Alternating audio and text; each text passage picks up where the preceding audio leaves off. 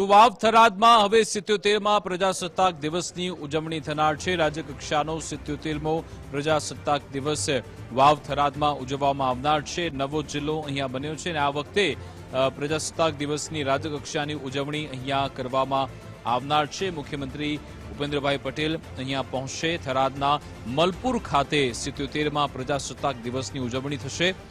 મુખ્યમંત્રી 25 તારીખે ઉજવણીના ભાગરૂપે વાવ થરાદ પહોંચી જશે।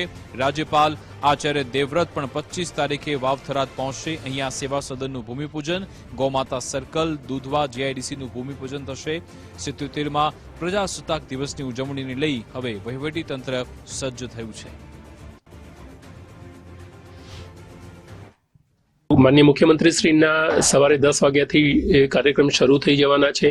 તેમના જે મુખ્ય કાર્યક્રમ છે તેમાં મુખ્ય કાર્યક્રમ જિલ્લા સેવા સદનનું ભૂમિપૂજન અને દૂધવા ખાતે જીઆઈડીસી એ બંનેનું ભૂમિપૂજન માનનીય સીએમ સાહેબના હસ્તે રાખવામાં આવ્યું છે। તે સિવાય આ જિલ્લાની જે સંસ્કૃતિ છે ગૌમાતા પ્રત્યેનો પ્રેમ, એ ગૌમાતાના સર્કલનું અનાવરણ અને ગૌભક્ત સાથેનો પરિસંવાદ પણ દૂધ શીત કેન્દ્ર ખાતે રાખવામાં આવેલ છે।